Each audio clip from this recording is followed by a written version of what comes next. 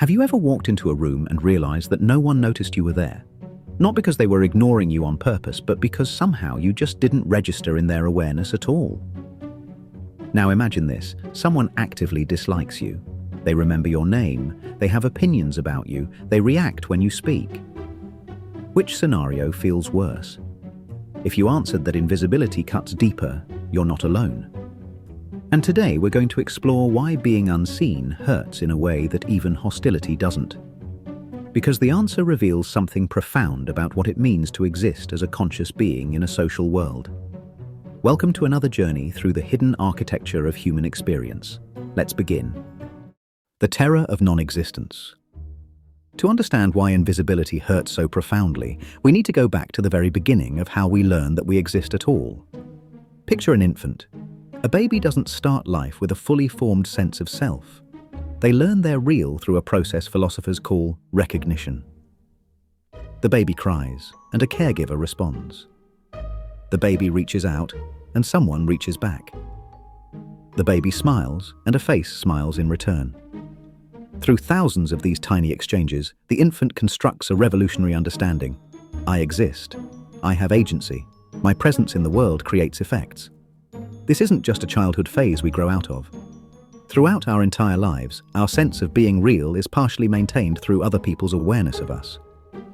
Psychologists and philosophers have explored this idea from many angles. The existentialist Jean-Paul Sartre wrote about how we experience ourselves differently when we know someone is watching us. We become more solid, more defined. Sociologists talk about the looking glass self, the way we come to know ourselves through how others perceive and reflect us back.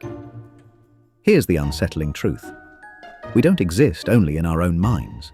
We exist in a network of recognition, in the collective awareness of the people around us. And when that recognition vanishes, part of our experiential reality vanishes with it. When you feel invisible, you're not just experiencing social rejection. You're experiencing something closer to a crisis of existence itself. It's as though you're slowly being erased, not just from a social group, but from reality as others experience it. You speak, and your words seem to dissolve in the air. You contribute an idea, and later hear someone else praised for the same thought. You enter a conversation, and people continue talking as if you haven't spoken at all. This is why invisibility often triggers such profound anxiety and distress. It's tapping into something primal, something that goes beyond simple loneliness. It's touching on our deepest fear, that we might not matter, that our existence might be so insignificant that we could vanish and no one would notice the absence. The paradox of negative attention. Here's something that might seem counterintuitive at first. When someone dislikes you, there's actually a strange gift hidden in that dislike. They've noticed you. They've formed thoughts about you. You exist in the landscape of their mind, even if the territory they've mapped out for you is unfavorable. Think about it this way. Dislike is a relationship, even if it's not a pleasant one. It means someone has invested mental energy in perceiving you, categorizing you, and responding to you. They might criticize what you said in that meeting. They might roll their eyes when you walk by. But in doing so, they're confirming something essential. You have impact. You create ripples in their reality. There's a kind of existential acknowledgement built into being disliked. The other person is saying, in effect, you are real enough to have an effect on me. You matter enough that I have feelings about you. Even if those feelings are negative, they're proof that you've registered on someone else's consciousness. You've made it past the threshold of awareness. Now contrast this with invisibility. When you're invisible, you don't even reach that threshold. It's not that people have decided you're unimportant. It's that you haven't appeared in their field of awareness at all. You're not disliked. You're simply not perceived. And this is where things get psychologically fascinating and painful. The pattern beneath the pain. Now let's examine why dislike, by comparison, feels more manageable to our psyche, even though it's also painful. When someone dislikes you, you're operating in the realm of conflict, not erasure. Conflict is something human beings are actually quite equipped to handle. We can understand it. We can trace cause and effect. Maybe they dislike you because of something you said, or because of a misunderstanding, or because you remind them of someone else. Even if you can't resolve the dislike, you can usually make sense of it. There's a logic to it, even if the logic is flawed. More importantly, dislike gives you options. You can try to change their mind. You can decide you don't care what they think. You can avoid them. You can find other people who appreciate you instead. You have agency in the situation. The relationship might be negative, but it's still a relationship, which means it's something you can navigate. Invisibility offers none of these footholds. You can't change someone's mind if they haven't formed an opinion about you in the first place. You can't decide not to care about something that feels like it's erasing your existence. You can't navigate a relationship that hasn't even begun. Invisibility is bewildering in a way that dislike rarely is. It's arbitrary, unpredictable, and fundamentally outside your control. There's also an evolutionary dimension to consider here. Our ancestors lived in small, tightly knit social groups where being part of the collective was literally a matter of survival. Being disliked by someone in your tribe was definitely a problem, but you were still part of the tribe. Being truly invisible, being so insignificant that no one even registered your presence? That was closer to exile. That was a threat to survival itself. Even though we live in a vastly different world now, those ancient circuits in our brain still activate. When we feel invisible, we're not just experiencing modern social isolation. We're experiencing an echo of something that once meant danger, abandonment, death. The paradox of the observer. Here's where things get even more interesting, and perhaps a little strange.